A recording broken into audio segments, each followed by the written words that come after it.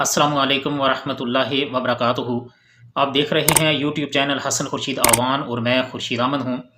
آئیے قرآن پاک پڑھیں کے سلسلے میں آج ہم پڑھیں گے سورۃ المائدہ کی۔ ہمارا آج کا سبق ہے سورۃ المائدہ کی آیت نمبر 20 سے آیت نمبر 26 تک۔ یہ 6واں پارہ ہے اور پارے کے حساب سے یہ اس پارے کا 8واں رکوع ہے، جبکہ سورۃ المائدہ کے حساب سے اس سورت کا یہ 4تھا رکوع ہے۔ اعوذ باللہ من الشیطان الرجیم، بسم اللہ الرحمن الرحیم۔ رب اشرح لی صدری ویسر لی امری واحلل عقدۃ من لسانی یفقهوا قولی۔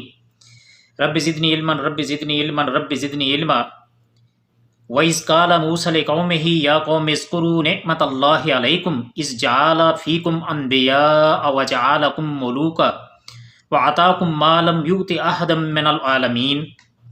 وَإِذْ کا مطلب ہے اور جب قال کہا موسیٰ یعنی موسیٰ علیہ السلام نے لقومہ اپنی قوم کو۔ اس آیت مبارکہ کا ترجمہ ہے اور یاد کرو موسیٰ علیہ السلام نے اپنی قوم سے کہا کہ اے میری قوم کے لوگو، اللہ تعالیٰ کی اس احسان کا یعنی اللہ تعالیٰ کی اس احسان کا ذکر کیا کہ اس نے تم سے پیغمبر بنانا اور تمہیں بادشاہ بنا دیا اور تمہیں وہ دیا جو تمام عالم میں کسی کو نہیں دیا۔ کیونکہ بیشتر انبیاء بنی اسرائیل میں ایسے ہی ہوئے ہیں جن کا سلسلہ حضرت عیسیٰ علیہ السلام پر ختم کر دیا گیا اور آخری پیغمبر بنو اسماعیل سے ہوئے۔ اسی طرح متعدد بادشاہ بھی بنی اسرائیل میں ہی ہوئے اور بعد نبیوں کو بھی اللہ تعالیٰ نے ملوکیت یعنی بادشاہت سے نوازا، جیسے حضرت سلیمان علیہ السلام کو۔ اس کا مطلب یہ ہوا کہ نبوت کی طرح ملوکیت بادشاہت بھی اللہ کا انعام ہے، جسے اعلیٰ الاطلاق برا سمجھنا بہت ہی بڑی غلطی ہے۔ اگر ملوکیت بری چیز ہوتی تو اللہ تعالیٰ کسی نبی کو بادشاہ بناتا، نہ اس کا ذکر انعام کے طور پر فرماتا۔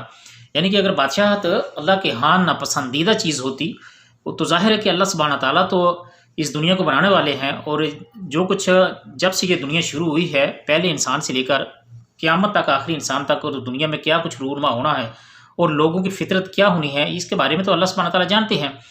اور یقیناً اگر اس نظام سے اللہ سبحانہ تعالیٰ کو یہ نظام ناپسندیدہ ہوتا، اللہ کا ناپسندیدہ نظام ہوتا ملوکیت والا، تو یہاں پر ملوکیت یعنی بادشاہت کا ذکر انعام کے طور پر اس کا ذکر نہ کیا جاتا۔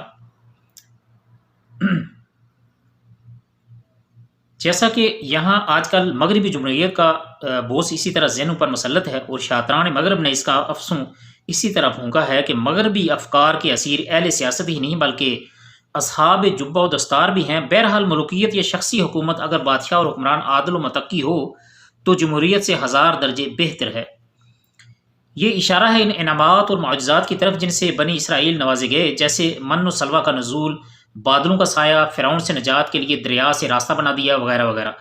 اس لحاظ سے یہ قوم اپنے زمانے میں فضیلت اور اونچے مقام تک پہنچ گئی اور وہ بڑے اونچے مقام کی حامل تھی، لیکن پیغمبر آخر الزمان حضرت محمد صلی اللہ علیہ وسلم کی رسالت اور بعثت کے بعد اب یہ مقام و فضیلت امت محمدیہ صلی اللہ علیہ وسلم کو حاصل ہو گیا ہے۔ جیسا کہ اللہ سبحانہ وتعالیٰ کا ارشاد ہے، کنتم خیر امت اخرجت للناس، تم بہترین امت ہو جسے نوع انسانی کے لیے بنایا گیا ہے۔ اللہ تعالیٰ نے اس امت کو مسلمانوں کو مخاطب کر کے یہ بات فرمائی ہے، اور یہ مسلمانوں کے لیے ایک انعام ہے اور مسلمانوں کے لیے بڑے اعزاز کی بات ہے کہ اللہ سبحانہ تعالیٰ نے ان کے لیے فرمایا ہے کہ اب تم بہترین امت ہو۔ اس سے پہلے جو گزر گئے وہ گزر گئے، لیکن اب اس سے آگے تم بہترین امت ہو۔ لیکن کتنی افسوس کی بات ہے کہ ہم مسلمانوں نے اصل دین کو چھوڑ کر، اللہ سبحانہ تعالیٰ کے بتائے ہوئے ان انعامات کو چھوڑ کر دنیا کے پیچھے پڑ کر اپنا آپ اور ان کفار کی نکالی کر کے اپنا آپ برباد کر لیا ہے، اور ہم خیر الامہ سے کے درجے سے ہم گر چکے ہیں۔ تو جیسا کہ یہاں پر فرمایا اللہ سبحانہ تعالیٰ نے کہ تم بہترین امت ہو جسے نوع انسانی کے لیے بنایا گیا ہے، لیکن یہ بھی مشروط ہے اس مقصد کی تکمیل کے ساتھ۔ یہ بات یاد رکھنے کی ہے کہ اس مقصد کی تکمیل کے لیے ایک بات یہ مشروط ہے، اور اس کی تکمیل کے ساتھ جو اسی آیت میں بیان کر دیا گیا ہے کہ تم لوگوں کی بھلائی کا حکم دیتے ہو، تم لوگوں کو کیا کرتے ہو؟ بھلائی کا حکم دیتے ہو، برائی سے روکتے ہو، اور اللہ تعالیٰ پر ایمان رکھتے ہو۔ اللہ تعالیٰ امت مسلمہ کو اس مقصد کے کام کرنے کی توفیق عطا فرمائے، اس مقصد کے لیے کام کرنے کی توفیق عطا فرمائے تاکہ وہ اپنے خیر امت ہونے کا اعزاز برقرار رکھ سکے۔ یا قوم ادخلوا الارض المقدسات التي كتب الله لكم ولا ترتدوا على ادباركم فتنقلبوا خاسرين۔ یا قوم ادخلوا الارض یعنی یا قوم کا مطلب ہے اے میری قوم، ادخلوا مطلب داخل ہو، الارض المقدسہ مطلب ارض مقدس، اس پاک سرزمین۔ تو اے میری قوم والو، اس مقدس زمین میں داخل ہو جاؤ جو اللہ نے تمہارے نام لکھ دی ہے، اور اپنی پشت کے بال روح گردانی نہ کرو کہ پھر نقصان میں جا پڑو۔ اے میری قوم والو، اس مقدس زمین کا مطلب یہ ہے کہ بنو اسرائیل کے مورث اعلیٰ حضرت یعقوب علیہ السلام کا مسکن بیت المقدس تھا، لیکن حضرت یوسف علیہ السلام کے امارات مصر کے زمانے میں یہ لوگ مصر جا کر آباد ہو گئے تھے، اور پھر تب سے اس وقت مصر میں ہی رہے جب تک کہ موسیٰ علیہ السلام انہیں راتوں رات فرعون سے چھپ کر مصر سے نکال نہیں لے گئے۔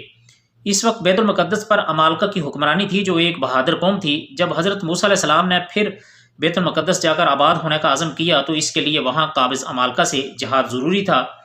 چنانچہ حضرت موسیٰ علیہ السلام نے اپنی قوم کو اس ارض مقدس میں داخل ہونے کا حکم دیا اور نصرت الہی کی بشارت بھی سنائی، لیکن اس کے باوجود بنو اسرائیل عمالقہ سے لڑنے پر تیار نہ ہوئے۔ یہ تفسیر ابن کثیر رحمۃ اللہ علیہ میں اس کی تفصیل موجود ہے۔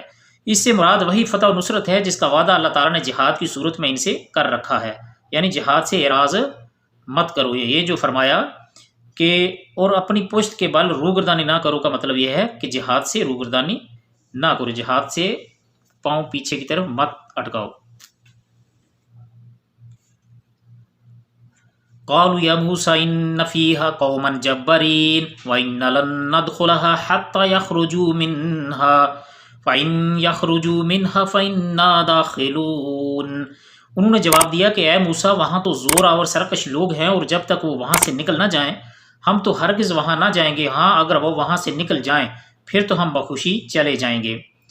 بنو اسرائیل عمالقہ کی بہادری کی شہرت سے معروب ہو چکے تھے اور پہلے مرحلے پر ہی ہمت ہار بیٹھے اور جہاد سے دستبردار ہو گئے۔ اللہ کے رسول حضرت موسیٰ علیہ السلام کے حکم کی کوئی پرواہ نہ کی اور اللہ تعالیٰ کے وعدے نصرت پر یقین کیا، اور نہ ہی اللہ تعالیٰ نے جو ان سے وعدہ کیا تھا کہ میں آپ کو فتح دوں گا، لیکن سب سے پہلے تم کو توکل علی اللہ کرنا اور اللہ کے لیے کھڑے ہونا ضروری ہے، پھر ہی اللہ تعالیٰ فتح بھی دیتے ہیں۔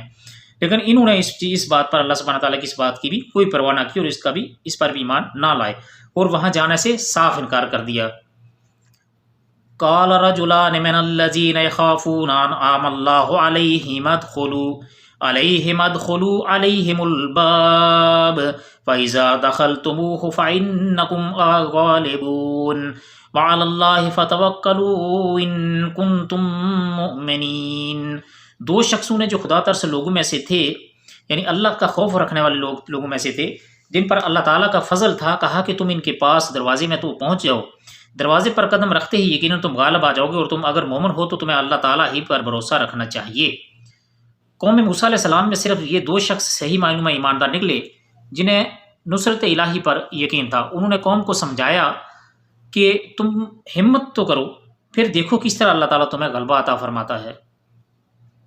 قالوا یا موسیٰ انا لن ندخلها ابدا ما دموا فیہا فاذهب انت وربك فقاتلا انہا ہنا قاعدون۔ قوم نے جواب دیا کہ اے موسیٰ، جب تک وہ وہاں ہیں تب تک ہم ہرگز وہاں نہ جائیں گے، اس لیے تم اور تمہارا پروردگار یعنی تمہارا رب جا کر دونوں ہی لڑو بڑو، ہم یہیں بیٹھے ہوئے ہیں۔ یعنی صاف ہی حضرت موسیٰ علیہ السلام کو جواب دے دیا۔ اللہ تعالیٰ کے وعدوں کے جاننے کے باوجود موسیٰ علیہ السلام ان میں موجود ہیں، تو اس قوم کی بدبختی اور سرکشی اس سے آپ اندازہ کر سکتے ہیں کہ کس قدر بڑی ہوئی تھی اور کس قدر یہ لوگ اللہ تعالیٰ کے نافرمان تھے کہ اپنے نبی کے موجود ہوتے ہوئے بھی انکار کر رہے ہیں کہ تم اور تمہارا رب جا کر لڑو، ہم تو یہیں پر بیٹھے ہیں بھائی صاحب، ہم نہیں جا سکتے، تم کو جانا ہے جا کے لڑنا ہے تو لڑو۔ لیکن اس کے باوجود بنی اسرائیل نے بدترین بزدلی، سوء ادبی اور سرکشی کا مظاہرہ کرتے ہوئے کہا تو اور تیرا رب جا کر، یعنی تو اور تیرا رب جا کر لڑے۔ اس کے برعکس جب دیکھیں مسلمانوں کا عمل صحابہ کرام کا، تو پھر کیوں نہ یہ امت اب خیر الامہ ہو، اور یہ صحابہ کرام جو ہیں یہ کیوں نہ اس دنیا کے بہترین لوگ ہیں، جو نبی صلی اللہ علیہ وآلہ وسلم اور انبیاء علیہ السلام کے بعد اگر کوئی بہترین لوگ ہیں وہ تو یہ نبی صلی اللہ علیہ وسلم کے اصحاب رضوان اللہ علیہم اجمعین ہیں۔ تو دیکھیں جنگ بدر میں کے موقع پر جب رسول اللہ صلی اللہ علیہ وسلم نے صحابہ کرام سے مشورہ کیا تو انہوں نے کم تعداد ہونے کے باوجود، تعداد کی قلت کے باوجود، اور وسائل بھی نہیں تھے ان کے پاس، بالکل وسائل نہ ہونے کے برابر تھے، جہاد میں حصہ لینے کے لیے بھرپور عزم کا اظہار کیا۔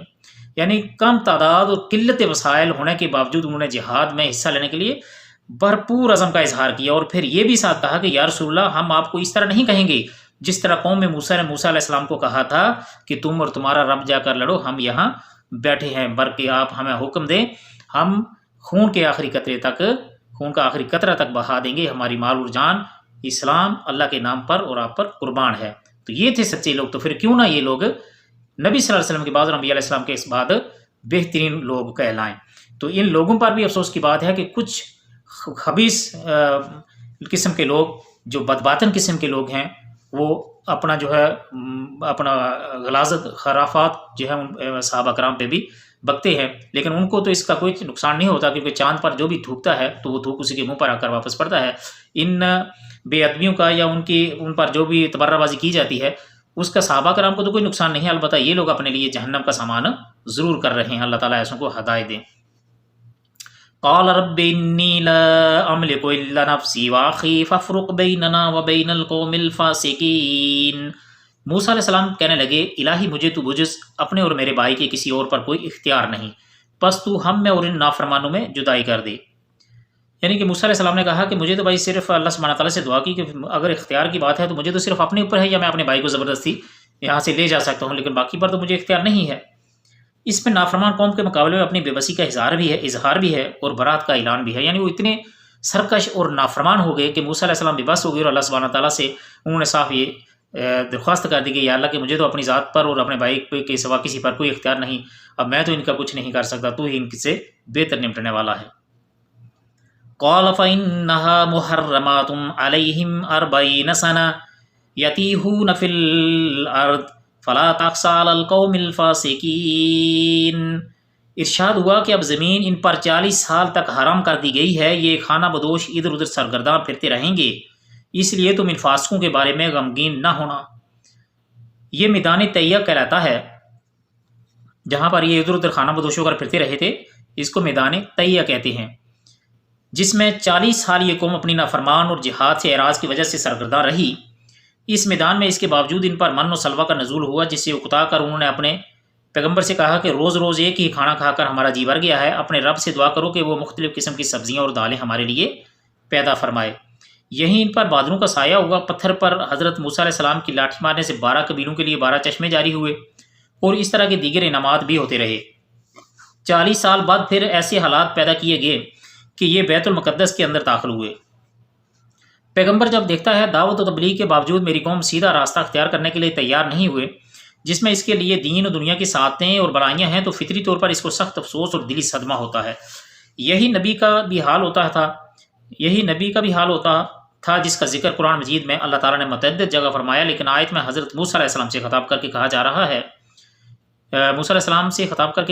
رہا ہے کہ جب تو نے فریضہ تبلیغ ادا کر دی اور پیغام الہی لوگوں تک پہنچا دیا اور اپنی قوم کو ایک عظیم الشان کامیابی کے نقطہ آغاز پر لا کھڑا کیا، لیکن اب وہ اپنی دون ہمتی اور بد دماغی کے سبب تیری بات ماننے کو تیار نہیں۔ دون ہمتی یعنی ہمت کو چھوڑ کر کم ہمتی، تو اپنے فرض سے سبق دوش ہو گیا، اور اب تجھے ان کے بارے میں غمگین ہونے کی ضرورت نہیں ہے۔ ایسے موقع پر غمگینی تو ایک فطری چیز ہے، لیکن مراد اس تسلی سے یہ ہے کہ تبلیغ و دعوت کے بعد اب تم عند اللہ بری الذمہ ہو گئے ہو۔ آئیے قرآن پڑھیں کے سلسلے میں یہ تھا ہمارا آج کا سبق۔ اللہ تعالیٰ سے دعا ہے کہ اللہ تعالیٰ ہمیں اس پر عمل کرنے کی بھی توفیق عطا فرمائے۔ اللہ تعالیٰ تمام مسلمانوں کے احوال کی درستگی فرمائے اور مسلمانوں کو صحیح اسلام کی سمجھ عطا فرمائے اور قرآن اور سنت کے عقیدے کو اپنانے کی توفیق عطا فرمائے۔ اللہ تعالیٰ ہمیں قرآن کی برکات سے بہربار فرمائے اور اسے قبول اور ہماری طرف سے اس کوشش کو قبول اور مقبول فرمائے۔ آپ سب کے قیمتی وقت کا بہت بہت شکریہ۔ السلام علیکم ورحمۃ اللہ وبرکاتہ۔